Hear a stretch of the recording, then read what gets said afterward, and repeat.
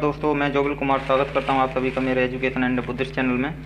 आज हम बात करेंगे मनोवैज्ञानिक एवं उनका योगदान, जो C TET, UP TET, MP TET, KBS और अन्य सुपर टेट परीक्षाओं में जो प्रश्न आते हैं उनके लिए ये उपयोगी साबित होंगे।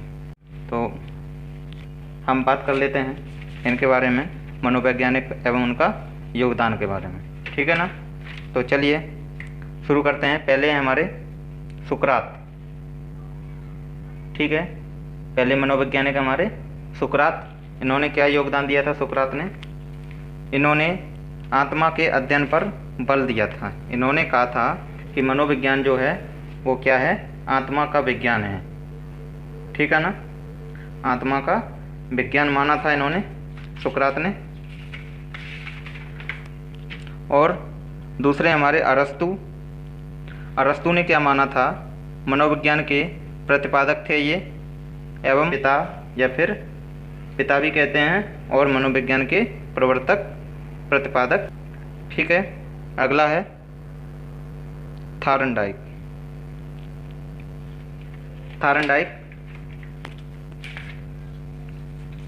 थार्नडाइक क्या हैं? प्रथम शिक्षा मनोविज्ञानी और पशु विज्ञान के ये पितामह कहे जाते हैं। अगला है विलियम वुंट। इम्पोर्टेंट है विलियम वुंट। इन्होंने क्या किया था? इन्होंने प्रयोगात्मक मनोविज्ञान के जनक माने जाते हैं ये। इनका योगदान ये था कि इन्होंने सर्वप्रथम प्रयोगशाला की स्थापना की, जो कहाँ की थी? जर्मनी के लिप्सिंग शहर में। ठीक है ना। चलिए अगला है जीन पियाजे। तो जीन पियाजे ने क्या किया था दोस्तों? जीन पियाजे ने संज्ञानात्मक विकास का सिद्धांत दिया था, और क्या किया था? विकासात्मक मनोविज्ञान के प्रतिपादक थे ये। ठीक है, अगला है बाटसन।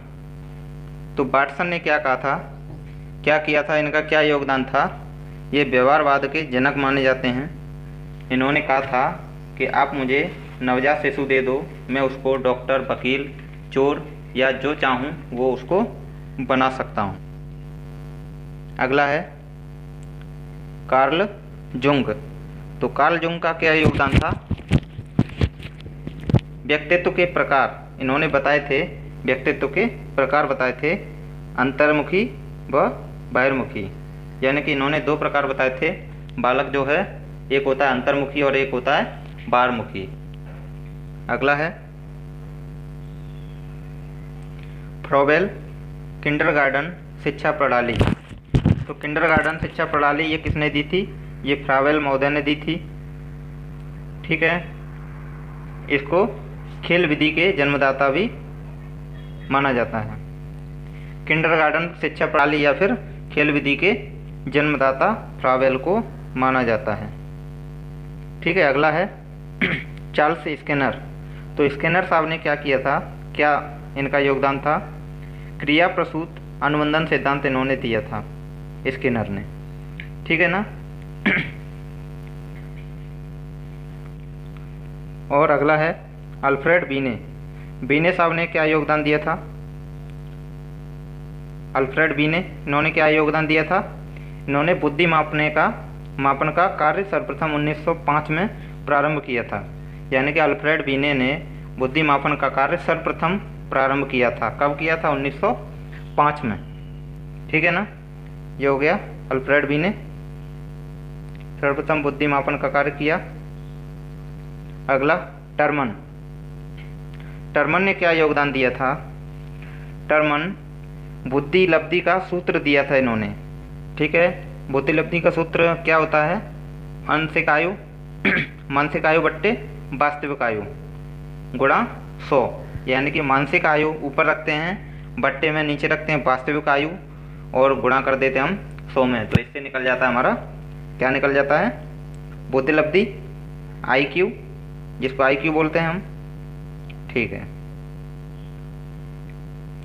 अगला है सिगमंड फ्राइड। तो सिगमंड फ्राइड ने क्या योगदान दिया था? व्यक्तित्व के 3 प्रकार बताए थे इन्होंने। व्यक्तित्व के 3 प्रकार बताए थे, इड, ईगो और सुपर ईगो। ओके, इदम, अहम और परा अहम। ठीक है ना, इड, ईगो और सुपर ईगो।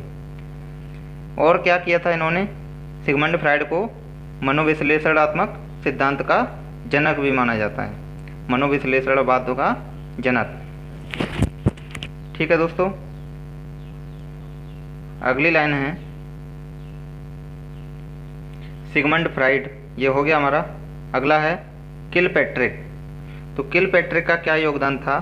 योजना विधि के प्रवर्तक या प्रायोजना विधि के प्रवर्तक इनको कहा जाता है। ठीक है ना, किलपैट्रिक को योजना विधि के प्रवर्तक माना जाता है और क्या माना जाता है? प्रायोजना विधि के प्रवर्तक। ठीक है, अगला है जॉन ड्यूवी। जॉन ड्यूवी ने क्या योगदान था? इन्होंने कहा था करके सीखने के सिद्धांत के पक्षधर थे व प्रयोजनवाद के समर्थक थे ये। इन्होंने कहा था कि बालक करके सीखता है और इसी का इन्होंने सिद्धांत दिया था, इसी के पक्ष में इन्होंने पक्ष लिया था। ठीक है, अगला है मैस्लो।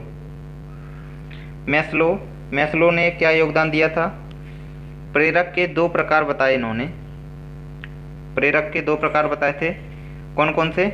जन्मजात एवं अर्जित प्रेरक।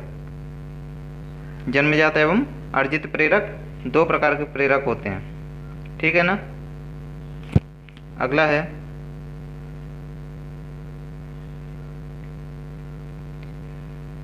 मैक्स बर्दिमर। मैक्स बर्दिमर, इनका क्या योगदान था? गेस्टाल्ट संप्रदाय के प्रतिपादक थे ये। इनके साथ में इनके साथ में कोफका एवं कॉलर और तीसरे बर्दिमर, मैक्स बर्दिमर, ये तीनों थे गेस्टाल्ट संप्रदाय में। ठीक है, अगला है रोर्सा। तो रोर्सा इनका पूरा नाम है हरमन रोर्सा और इनका योगदान क्या था?